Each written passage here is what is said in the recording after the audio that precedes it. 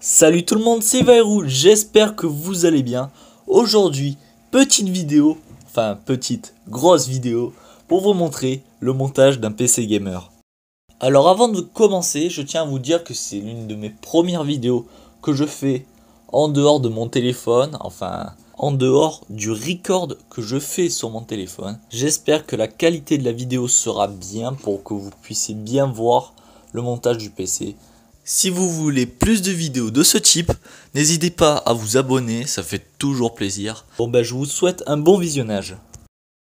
Alors attention, transition du turfu, et voilà le matériel nécessaire que vous auriez besoin pour monter ce PC gamer.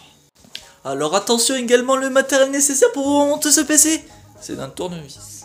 Alors désolé aux légendes urbaines, mais il suffit également d'un seul tournevis cruciforme pour tout monter. Et tu peux même en trouver un dans le tiroir de ta grand-mère. Une autre précaution à prendre quand tu montes un PC, c'est de toucher le l'acier pour te vider d'électricité statique. Vaut mieux prévenir que guérir. Alors dans un premier temps, tu vas te munir de ta carte mère sur laquelle tu vas tout monter dessus, ton microprocesseur, tes barrettes de RAM. Alors là, on commence avec le processeur. Alors bien sûr, tu enlèves l'emballage de la carte mère. Dans le meilleur moyen de le poser, c'est tout simplement sur la boîte. Comme ça, les faisceaux électriques qu'il y a derrière, enfin les faisceaux, la soudure, etc. ne s'abîment pas quand tu places tes barrettes de RAM ou ton microprocesseur. Alors une fois que c'est fait, tu places ta carte mère de façon à ce que la languette soit de ton côté. Ça aussi c'est important pour l'emplacement du microprocesseur. Pour te guider, regarde ce que je fais tout simplement dans la vidéo. Alors maintenant, prends ton microprocesseur que tu vas faire sortir de sa boîte. Sur l'AMD, le microprocesseur est sur le côté. Alors pour l'instant, tu mets ton microprocesseur de côté parce qu'il faut faire une manipulation sur la carte mère pour pouvoir désenclencher son socket, son chipset, enfin je me trompe pas à chaque fois. Alors c'est simple, il suffit d'appuyer sur la languette, le pousser légèrement sur le côté et tu le soulèves à fond, vraiment à fond. Alors une fois que c'est fait, tu peux reprendre ton microprocesseur, mais fais très attention, c'est assez fragile. Tu dois le prendre sur les côtés. Tu peux le prendre par le dessus, mais bonne chance à toi. Et surtout pas, tu ne touches surtout pas les pins qu'il y a derrière, ou sinon ton microprocesseur est totalement foutu. Alors comme je l'ai dit tout à l'heure, le microprocesseur a un sens. Pour les microprocesseurs AMD, on le reconnaît par le petit triangle doré que l'on va faire venir correspondre par le petit triangle que l'on voit sur la carte mère. Du coup, ça veut dire qu'il se pose de ce sens. Alors là aussi, manipulation très délicate. Tu le fais bien rentrer dans son sens et il faut surtout pas l'abîmer. Alors normalement, voilà, ça s'emboîte. T'as même pas besoin de forcer. Moi, dans le doute, je passe mon doigt pour savoir si tout est bien rentré. Et une fois que tu as fait ça, tout simple, tu rabats la languette. Et c'est terminé. Bon ben voilà, tu as fait un montage décisif de ton PC. Puis ensuite, vient les barrettes de RAM. Là aussi, très simple à monter. Très simple quand tu sais faire surtout. Alors attention, là aussi, il y a un sens pour les poser. Si vous l'avez remarqué, il y a un petit détrompeur qui ne se trouve pas totalement au centre de la barrette de RAM, que l'on va faire venir correspondre à ces emplacements. Alors là, on peut voir que c'est plutôt vers la droite. Alors, petit bonus pour placer les barrettes de RAM, tu les emplaces dans les emplacements gris pour profiter du dual channel. Alors, une fois que tu as fait glisser ta barrette de RAM, tu dois appuyer sur les côtés et normalement ça doit faire clic. Voilà, c'est tout con. Au début, tu n'oses pas trop forcer parce que c'est un peu fragile. Enfin non, c'est pas un peu fragile, mais tu as le doute. Mais il faut vraiment forcer jusqu'à que ça s'emboîte et que ça fasse clic.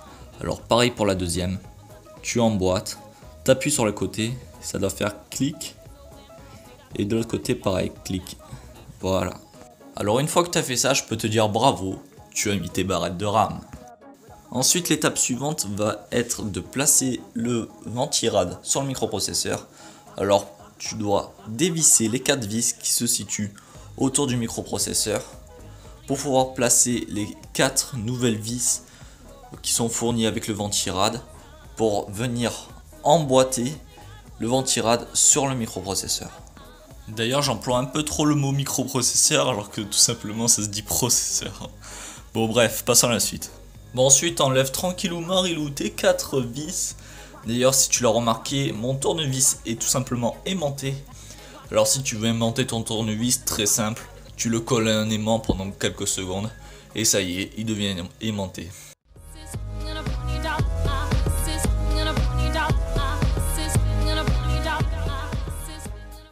Alors après avoir fait ça, tu enlèves les 2 caches en plastique qui vont te servir à rien tout simplement.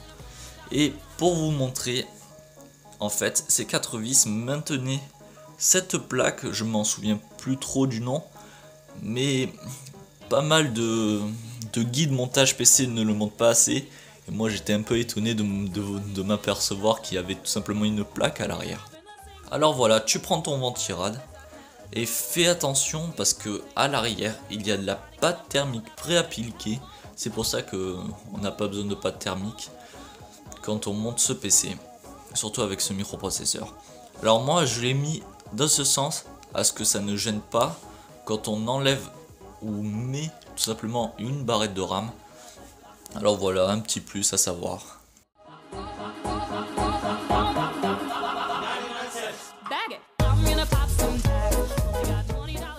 Donc tu fais bien venir correspondre tes 4 vis sur leurs 4 emplacements. Et là attention, le vissage.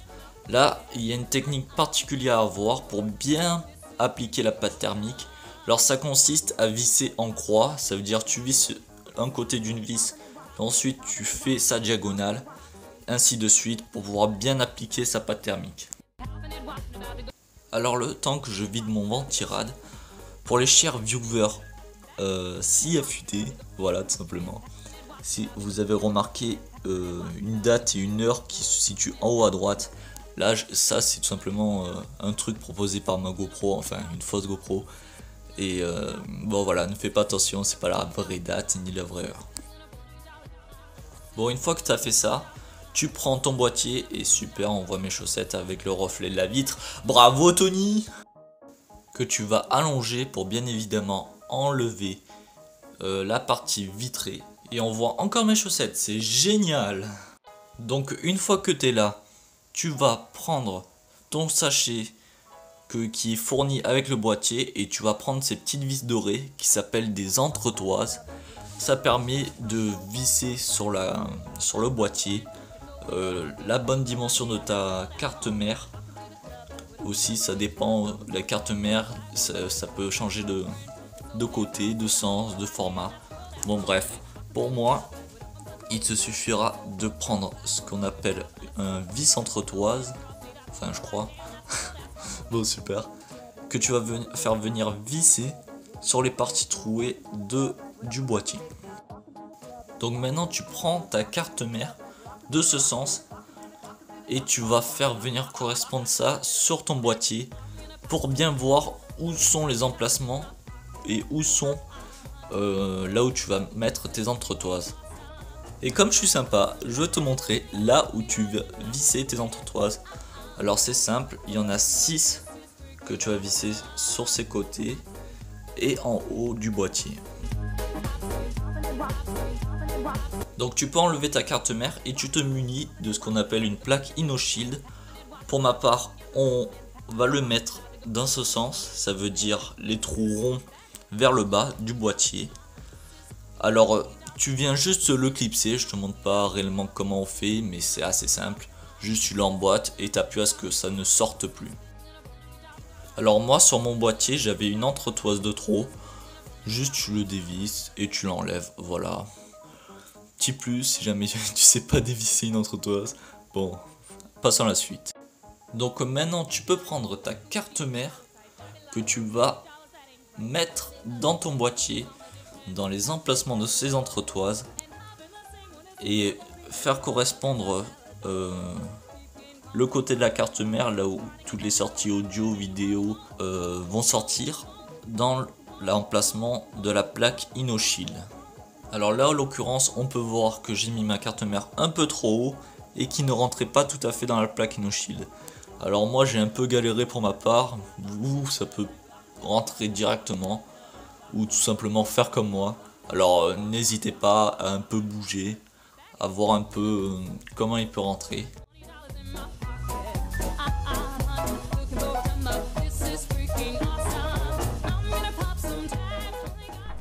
Bon ben voilà, une fois que c'est fait, ça doit faire comme dans la vidéo.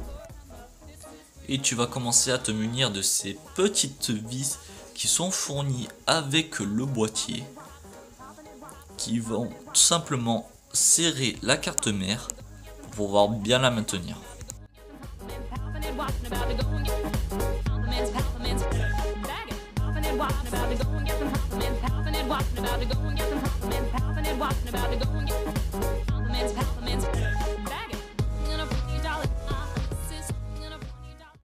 Bon, après avoir vissé ces 4 vis, ça doit faire comme dans la vidéo. Donc voilà, bien vissé.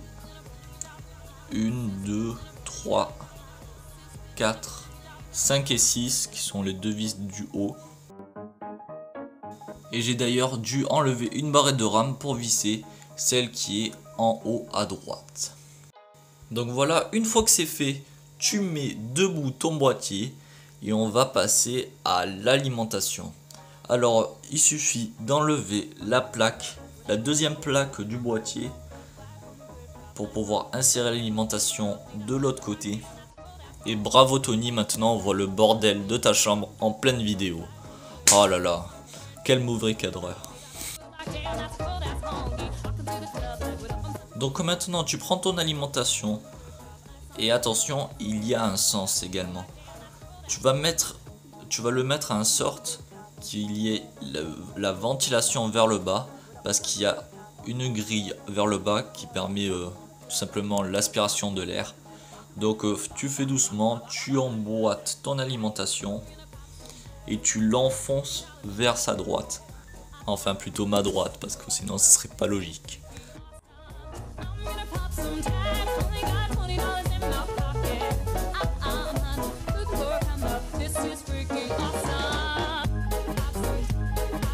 Donc maintenant tu vas prendre ces vis qui sont fournies dans le sachet de l'alimentation et tu vas venir les visser à l'arrière. Donc je ne l'ai pas précisé, mais tu serres pas à fond une vis pour serrer l'autre et ensuite l'autre, parce que ça risque de pas trop s'emboîter du premier coup. Et j'ai oublié de le préciser, mais tu fais pareil avec la carte mère, tu vises pas entièrement une vis. Ensuite tu fais les autres parce que ça risque de mal s'emboîter.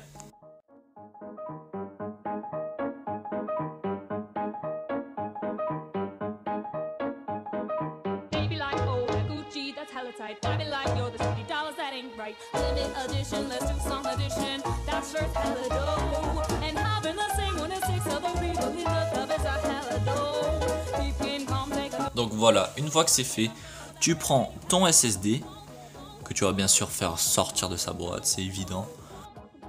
Alors voilà comment ça se présente. Alors c'est du plastique en majeure partie, c'est très léger. On peut voir qu'il y a 4 vis sur les côtés que l'on va visser sur le boîtier à un emplacement bien précis. Voilà, sur ce côté.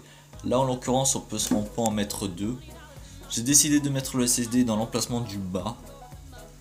Voilà, ça vient s'emboîter comme ça. Et les vis viennent se visser à l'arrière.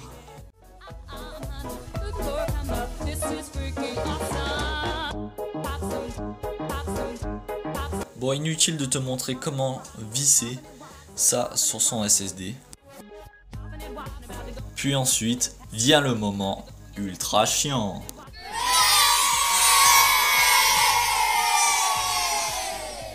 Alors je vais faire du câble management, mais vous, je vous conseille de tester le PC avant de le faire. Alors munissez-vous du plus gros câble de votre alimentation qui va venir se brancher juste là. Bon voilà, facile, il n'y a qu'un sens pour le mettre. Il y a aussi des détrompeurs ronds, carrés.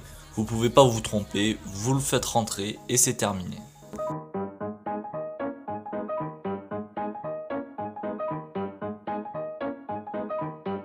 Alors maintenant, munissez-vous du câble CPU que moi je vais faire passer à l'arrière, qui va venir se brancher juste là.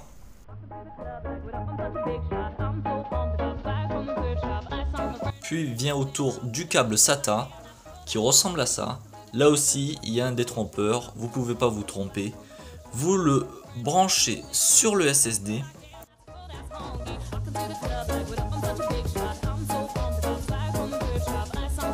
Alors je ne le montre pas dans la vidéo, mais c'est là, à partir de ce trou, c'est là où on met les disques durs 3 pouces et demi. Donc voilà, c'est tout pour l'arrière. Alors maintenant, on va s'attaquer aux câbles à l'avant qui permettent d'allumer le PC, de brancher les ports USB ainsi que le casque, qui vont se brancher sur la carte mère également. Donc dans un premier temps, on va brancher le plus gros câble, c'est l'USB 3.0. Alors tout simple, il y a un emplacement où il y a écrit USB 3.0 sur la carte mère. Il suffira de le brancher.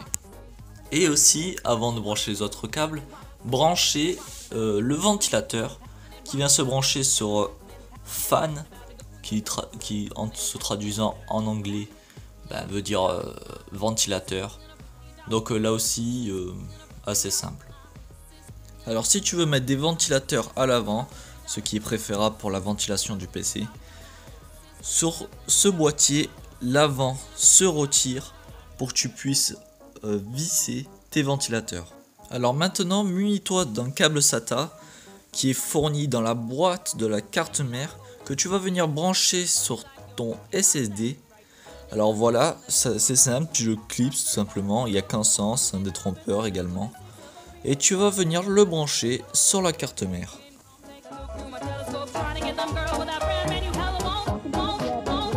Alors là, tu prends ton câble HD audio que tu vas venir brancher sur F audio de ta carte mère. Alors là aussi il y a un sens, tu peux pas te tromper. Et là, tu te munis de ton câble USB. Là aussi, il y a un détrompeur, il manque un trou que tu vas venir brancher sur F USB 1. Puis vient ensuite le branchement ultra compliqué du front panel. Alors là, je préfère pas préciser parce que vraiment tout est marqué sur la carte mère. Il suffit de suivre les règles. La borne plus est là où dessiner un petit triangle. Puis ensuite, il vous restera une prise un peu bizarre qui viendra se brancher dans un câble SATA, le même que celui pour un SSD, qui éclairera l'avant du PC. Bon voilà, vous le branchez, moi je le laisse à l'arrière pour pas qu'il se voit, et faire un beau câble management. Alors une fois que tout est fait à la lettre, normalement, vous branchez votre PC, vous allumez votre alimentation, et attention, vous appuyez sur le bouton marche arrêt, et le miracle se produit.